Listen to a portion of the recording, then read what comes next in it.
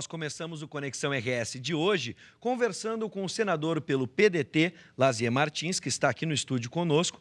Boa tarde, seja bem-vindo, senador. Boa tarde, Luiz Gustavo. Boa tarde, Guilherme. Boa tarde, telespectadores do Conexão RS, à disposição. Bom, temos também, como já adiantou o senador, a participação do jornalista da casa, Guilherme Roquette. Seja bem-vindo, boa noite. Obrigado, boa noite. Senador, já começo perguntando, então, no início do mês, líderes do PDT participaram de um almoço com a presidente Dilma para definir também um pouco da posição em relação ao governo federal. Como deve ser a posição do PDT e qual a que o senhor defende nesse momento? Deve ser situação ou oposição? Olha, Guilherme, eu sou dissidente. Eu discordo radicalmente do comportamento do meu partido. E lamento que, pela mesma posição que eu adotei e que diverge da cúpula do partido, nós tenhamos, num curto espaço de 4 meses, perdido nada menos do que 3 senadores. Nenhum partido brasileiro perdeu 3 senadores em tão pouco tempo. E 3 excelentes senadores, sobretudo Cristóvão Buarque, a estrela maior do PDT, ex-governador do Distrito Federal, ex-reitor da Universidade de Brasília, um professor brilhante, um homem culto, de longa vivência na Europa, e que saiu porque discorda do senhor Carlos Lupe, bem como Antônio Regufe, que foi o deputado federal mais votado em Brasília, e depois eleito senador, e hoje é um candidato muito forte ao governo do Distrito Federal. Antônio Regufe, pelas mesmas razões, deixou o PDT há coisa de 3 meses. E há poucos dias, 15, 20 dias, o Zezé Perrella, senador por Minas Gerais, também deixou o PDT por divergência frontal à conduta do presidente do PDT. Porque o presidente do PDT alega que nós estamos diante de uma ameaça de um golpe e absurdamente procura comparar ao golpe de 64, quando não tem nada a ver. 64 foi um presidente da República, legitimamente constituído para assumir, que foi afastado pelos militares. Agora não. Agora é uma presidente da República que cometeu uma infinidade de infrações, não apenas as pedaladas fiscais, que é crime contra a lei da responsabilidade fiscal, porque ela escondeu o volume enorme de recursos que ela tinha que repassar para os bancos e autarquias para os devidos compromissos, e ela reteve esses valores para esconder a realidade da economia nacional durante a campanha eleitoral e, com isto, mostrar um Brasil irreal, um Brasil ficcional, aquilo que nós víamos pela televisão. Então, isto foi crime de responsabilidade fiscal e que não se compara ao que alegam agora. O Fernando Henrique, o Lula também tiveram pedaladas, em primeiro lugar, em valores infinitamente menores e de pouquíssima duração. Sim. E, na época, se negligenciaram o Tribunal de Contas, controladoria, etc., foi infração deles que não controlaram. Agora não, agora... E, além do mais, a cumplicidade com a ruína da Petrobras e tudo aquilo que se sabe. Então, é muito diferente. E, para arrematar, para não me alongar demais, eu me lembro, e tenho os discursos do Brizola, líder maior do PDT, quando surgiu o escândalo, o início do escândalo das loterias e do mensalão, Brizola fez uma série de 3 discursos dizendo que Valdomiro Diniz, que na época era o indiciado, estava a jogar fora todo o conceito do PT e que aquilo o PDT não poderia encampar. E, portanto, já na época, o PDT desembarcava por vontade do Brizola, por aquilo que começava. E não há termos de comparação entre o que houve no mensalão e esse gigantesco escândalo do Petrolão. Senador, eu posso encaixar Claro. isso aí, porque eu Fique à vontade. acho que o terreno está preparado para essa pergunta. Exatamente. Por conta dessa divergência, houve boatos a respeito da sua ida para o DEM. Existe uma possibilidade, não para o DEM, mas também para outro partido, uma troca de O PDT partido? vai perder o 4º senador? Não, até porque aí desmonta a bancada do PDT. Para ter bancada no Senado, é preciso ter um mínimo de 3 senadores. Aí com direito a escritório partidário, com direito a presidir uma das comissões. Eu, por exemplo, atualmente eu presido, das 12 comissões do Senado, eu presido a Comissão de Constituição, Justiça e Comunicação, com muita honra. Bom, saindo do partido, eu passo a não pertencer a nenhuma comissão. Isso é muito sério, muito grave. Não tem o que fazer. E é onde mais se trabalha nas comissões. Mas não é só por isso. É porque eu tenho a meu lado, praticamente, todo o trabalhismo do Rio Grande do Sul que pensa como eu. Lá fora, em outros estados, admito que é bem diferente. Porque prepondera a prioridade pelo carguismo, o fisiologismo, que esta é uma das maiores pragas da política brasileira.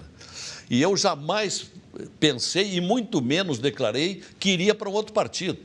Até porque, vocês sabem tanto quanto eu, vocês são profissionais de comunicação, não tem partido perfeito. Sim. Todos têm seus defeitos. Por exemplo, o Perrella e o Regufe saíram do PDT e ficaram sem partidos. Sim. Porque eles não têm prazer, não têm entusiasmo por escolha de qualquer um outro. E eu, se viesse a sair do PDT, e não pretendo sair do PDT, Sim. eu não tenho partido para onde ir.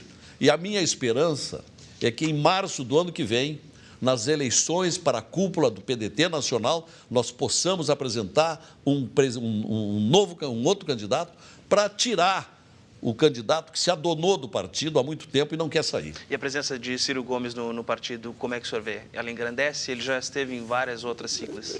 Apenas 7 siglas. Né? Olha, não me empolgou, mas pelo menos eu tenho que respeitar isto. Eu não posso fazer campanha contra uma escolha de um candidato à presidência da República. Mas eu lamentei na época que o senhor Carlos Lupe não reunisse a Executiva Nacional e consultasse. Ele não fez isso. Ele autonomamente, autocraticamente, com absolutismo, decidiu e foi a Fortaleza e convidou os irmãos Gomes para entrar no partido. Isso está errado. Sim. Bom, eu preciso fazer uma pergunta, Claro. Guilherme, a respeito... Senão eu tomo conta. Até para fugir um pouco do partido, a gente convidou o senador para que ele fizesse uma análise do cenário político brasileiro e a gente já tem a ideia do que o senhor pensa a respeito do processo, Exato. né, a justificativa Do impeachment. pelo processo. Caso o processo de impeachment realmente avance pós-impeachment, o senhor também falou na crise dos partidos como um todo, né, no cenário político brasileiro. Na hipótese da saída da presidente Dilma, assumiria o Michel Temer, o vice. E como é que o senhor avalia, por exemplo, a questão até mesmo do PMDB, que é um partido, o senhor disse que o PDT aqui é diferente de um PDT em outros estados, um PDT nacional. Como é que o senhor avalia esse cenário político, onde temos partidos que, por exemplo, o PMDB tem o mesmo caso aqui no Rio Grande do Sul, há uma divergência muito grande com o PMDB nacional. Como é que o senhor avalia esse cenário político, essa crise dos partidos, das instituições que representam a política no Brasil? Que nós precisávamos, Luiz Gustavo, de uma reforma política profunda. Quando houve a crise do Mani Puliti, das mãos limpas na Itália, se desintegraram os principais partidos, pelos envolvimentos que os seus parlamentares tinham com a roubalheira que levou aquelas investigações. Os casos são muito parecidos. E é por isso que o Sérgio Moro tem tido essa atuação tão destacada, porque ele estudou profundamente as causas e consequências das mãos limpas na Itália. Então, eu acho que isso que nós estamos atravessando, esse desmoronamento ético, isso deveria ou precisará motivar também uma reforma política, quem sabe até a extinção de alguns partidos. Eu não sei como é que o PT vai sair dessa travessia toda. O PT está muito desmoralizado. O PT, que era guardião da moralidade pública, no entanto, seus tesoureiros na cadeia, seus ex-presidentes na cadeia, os seus principais líderes indiciados. Então, isso aí, desvirtuou tudo aquilo que o PT pregava. Então, não sei o que vai acontecer com o PT. O PMDB é uma parcela também, é um partido que tem governo, o PMDB, digo, tem governo, o PMDB está dentro. Sim. Então, nós precisamos fazer uma revisão geral de tudo que está acontecendo. Nós estamos neste mar de problemas e que se passou a denominar crise, isto haverá de servir necessariamente para uma depuração em todos esses defeitos, essas mazelas que vinham caracterizando a vida brasileira há Senador, décadas. E nesse momento eu quero entrar então um pouco mais na pergunta do Bibs e lhe fazer a seguinte indagação. A saída da presidente Dilma, né, que o senhor acredita que tem base legal, e, por consequência, a entrada de Michel Temer, de Eduardo Cunha, que vai ficar no lugar de Michel Temer caso ele venha, né, a se ausentar. Essa seria a solução para o país nesse momento, a entrada dessas duas figuras para conduzirem o Brasil? Entendo que não, Guilherme. Com relação ao Eduardo Cunha, as informações que eu tenho é que passa essa tempestade agora do impeachment, finalmente o Supremo Tribunal Federal vai julgá-lo. Ele tem 2 denúncias graves contra ele pela Procuradoria-Geral da República, assinadas pelo Rodrigo Janot, procurador-geral. Então, ali adiante, muito perto já, finalmente, o Eduardo Cunha será expurgado. Não sei se da Câmara, mas pelo menos na presidência da Câmara. Porque o Brasil não pode correr o risco de um homem como esse, tão infrator, tão delinquente, assuma a presidência do país. Não pode, o Brasil não pode com isso.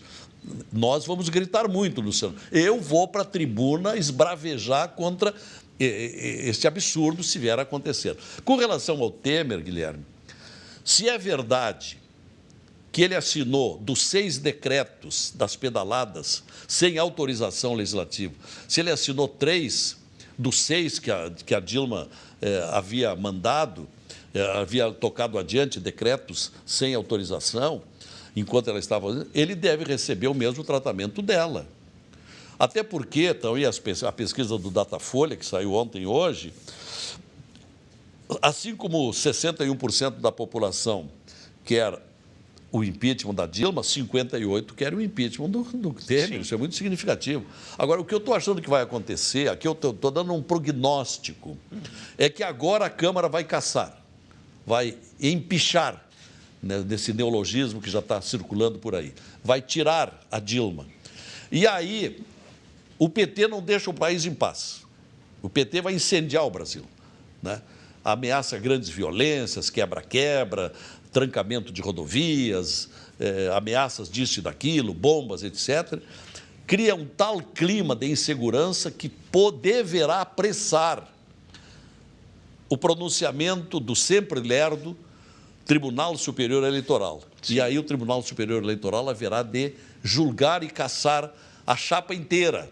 Como a metade da chapa já estará fora, a segunda metade cai fora e aí haverá eleições. Se tudo isso acontecesse neste ano, que seria o desejável, a população volta às urnas e elege uma nova presidência da República. Se não der esse ano, vai para o ano que vem e aí é o Congresso que elege e aí se cria um outro problema, porque aí cabe ao Congresso escolher o novo presidente da República, o que não vai ser fácil. Sim.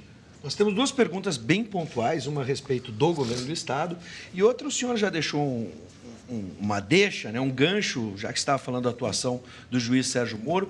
A sua avaliação quanto à Operação Lava Jato, né, as delações premiadas que têm surgido, e também as pessoas têm curiosidade, porque outras operações estão em andamento no Brasil, sim, a respeito também da Operação Zelotes, como a mídia tem tratado isso, como a população tem enxergado todas essas operações que estão indo, né, como o senhor disse, tentando desestruturar essas formações e estruturas que parecem bem consolidadas no Brasil. Porque, por exemplo, nós temos empresas multinacionais que muitas vezes se ouve falar massivamente na Operação Lava Jato, mas pouco nas Zelotes. A atuação da mídia, como é que o senhor avalia? Eu acho que a mídia tem dado pouco destaque. Não sei por quê. Talvez pela super dimensão do processo Petrolão. Agora, eu particularmente, como profissional de imprensa que fui muitos anos e hoje como senador, entendo que na mesma proporção deva se atacar todo tipo de corrupção e responsabilizações. Eu tenho uma informação de que as Zelotes, numa parcela que tange ao Rio Grande do Sul, saiu do âmbito da Polícia Federal e foi para o Supremo por ter um deputado federal envolvido. Então, por questão de foro, todo mundo foi junto para o Supremo. Aí lá anda devagar. Agora, tem que responsabilizar, tem que processar, tem que condenar, porque os desfalques, os assaltos das Zelotes são tão grandes quanto da Petrobras. Sim. Pouca gente sabe disso. São milhões e milhões de reais que foram desviados, foram sonegados com esses escritórios que fraudaram os pagamentos dos impostos. E com relação ao que fez a pergunta, parece que foi o Luiz Gustavo, com relação à Operação Lava Jato. Operação Lava Jato, é o maior acontecimento policial e judiciário da história do Brasil. E é atualmente o maior patrimônio que as pessoas de bem têm a defender e a incentivar, porque isso poderá significar a abertura de uma nova era, finalmente, daquele Brasil próspero que nós desde criança ouvimos falar, o Brasil do futuro e que nunca chega, porque foi um Brasil viciado em desvios, em roubalheiras, em malversações e que explodiram no Lava Jato. Então, a nossa esperança é que a Lava Jato concretize essa verdadeira redenção da ética brasileira. Vamos para o governo do Estado, analisar Sim. a situação do Rio Grande do Sul, Guilherme? Nós já perguntamos para o senador quando ele esteve aqui na outra vez, final do ano, mas agora a situação parece que se agravou ainda mais, senador, porque o salário dos servidores está parcelado de uma forma em que a última parcela foi de R$ 1.200. Como é que o senhor vê essa proposta que surgiu do governo federal para a amortização da dívida dos estados, mas em compensação prorrogamento por mais 20 anos? E agora hoje nós temos a informação que saiu no final da semana de que o governo do Rio Grande do Sul vai de novo para o Supremo para tentar mudar o indexador da dívida de juro simples, de juro composto para juro simples. É uma relação perversa da União com o governo do Estado. A União não é mãe, é madrasta. Com certeza. Uma madrasta perversa e que trata mal os seus filhos, porque os filhos são os estados. E inclusive, quando impôs juros extorsivos que não são cobrados de outros, por exemplo, o BNDES, para financiar uma obra lá no exterior, são juros camaradas. Agora, e o BNDES é um banco público. E agora eu estou com um projeto de lei lá para que não haja mais sigilo nos financiamentos do BNDES. Espero que passe nos próximos dias. Bom, agora, o problema do Rio Grande do Sul, você sabe tanto quanto eu, está mais do que repisado e repassado. O nosso amigo Sartori recebeu o governo do Estado nas piores condições de toda a história. No fundo do poço, como diz o Sartori às vezes, abaixo do fundo do poço, não é?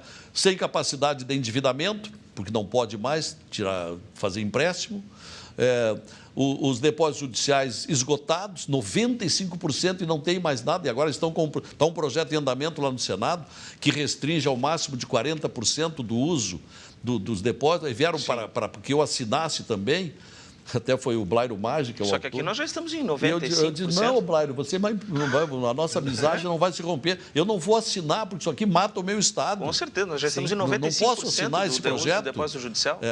E, por outro lado, uma assustadora queda na arrecadação. Então, o Sartori não tem para onde fugir, não tem saída. Qualquer um de nós, se tivesse essa ingrata missão de estar lá no Palácio Piratini, estaríamos fazendo a mesma coisa ou não conseguindo fazer nada, como o Sartori está vivendo. Mas aí, que alternativa que os senhores têm lá? Os senhores podem continuar ou podem pressionar? Porque essa proposta, o próprio secretário Giovanni Feltz, da prorrogação da dívida por mais 20 anos, ela era inadequada para o Estado. Não poderia ser por um prazo tão grande, né? Porque, além do mais, aumenta um pouco as prestações, não agora, mas lá adiante, não é uma solução. Uma solução é realmente baixar os juros, dos 6% para os 4%. Sim. Isto já ajuda um pouco. Que já foi aprovado. Verdade. Que já foi aprovado. E de outra forma, ver com a União alguma maneira de financiar alguns projetos do Rio Grande do Sul. Mas acontece nesse mesmo tempo, Guilherme, é que a União também está falida. Sim. A União, veja, terminou o ano de 2015 com 3,8% do PIB, abaixo de zero. E se beneficia da cobrança desse juro. Então, ela asfixia os filhos para poder viver. Então, o caos brasileiro é total. É por isso que todos os jornais, o jornal El País, da Espanha, La República de Roma, o New York Times de Nova York, os jornais ingleses, todo mundo mostra um Brasil no caos, na calamidade. E é uma pura verdade. Isso nos envergonha, nos constrange. Um país desse tamanho, com tantas riquezas minerais, com um povo que, para trabalhar, maus governos. É isso que precisa mudar. É o problema de gestão. Tivemos uma série de maus gestores brasileiros, e não apenas maus, alguns ladrões. Não só nos envergonha, como não nos ajuda, né? À medida exato. que tira a credibilidade do país lá fora. Bom, a gente tem aqui, senador, para encerrar, eu guardei esse momento final. Esse é o meu informativo. Exatamente, mostrar o seu informativo. Aqui o eleitor pode se aproximar, então, do trabalho feito pelo senador, mas eu gostaria, senador, nesse minuto final, que o senhor conversasse diretamente com os seus eleitores. Na página central... E temos aqui os projetos, né? Exatamente. Na página central, ali do lado, tem 15 projetos que estão em andamento. Entre eles, aquele que eu estou investindo mais, que é a mudança do sistema de indicação dos ministros supremos. Esse seria o meu destaque, mas eu gostaria que o senhor destacasse outros projetos e o trabalho que está sendo feito. Qual o seu destaque?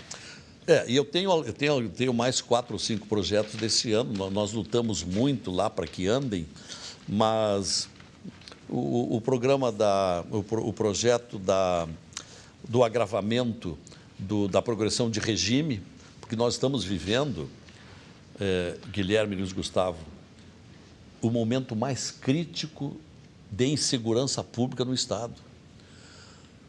Isso aqui é sabido de todos. Ninguém tem tranquilidade para sair à rua, principalmente à noite. E fora do Estado, os paulistanos estão com pena de nós. Exatamente. Conversei com alguns agora. Exato. E não só, não só pelo que aparece mais à vista, mas por causa da legislação. A nossa legislação da progressão do regime é muito benévola. Então, eu estou com um projeto que está andando rápido, até o senador Caiado é o relator, no sentido de que quem está cumprindo pena para entrar em progressão de regime, para ir para o serviço externo, só cumprindo metade da pena. E não um sexto, Sim. Porque hoje está cheio de assaltantes, 60%, que são presos em semiaberto. Então tem que segurar eles lá dentro, embora não tenhamos cadeia, não temos presídio. E dentro desse meu projeto também, o exame criminológico. Para tirar alguém da cadeia, para botar na rua de novo, em serviço externo, tem que passar pelo crivo de psiquiatra, psicólogo, assistente social, para ver se tem condições de voltar ao convívio social. Se não tem, segura de novo. Então, porque dissertar agora, Luiz Gustavo, sobre 15 projetos e mais 4 desse ano, levaríamos os 3 programas. Com certeza. Apenas o destaque, mas já recebemos mais de uma vez o convite, a casa está sempre aberta para o senador. Muito obrigado pela disponibilidade de estar aqui com a gente hoje, senador. Seja sempre bem-vindo. Obrigado. Eu cumprimento a TV Ulbra por ter esse programa, porque nós estamos nesse momento que o Brasil está crepitando de problemas, que tenhamos a comunicação social informando o nosso público, para que forme opinião sobre o que está acontecendo. E rarearam tanto os programas de entrevistas, de debates, e vocês mantêm esse aqui. Então, estão de parabéns e desejo que continuem. Obrigado. Continuaremos. Continuaremos. Até a próxima.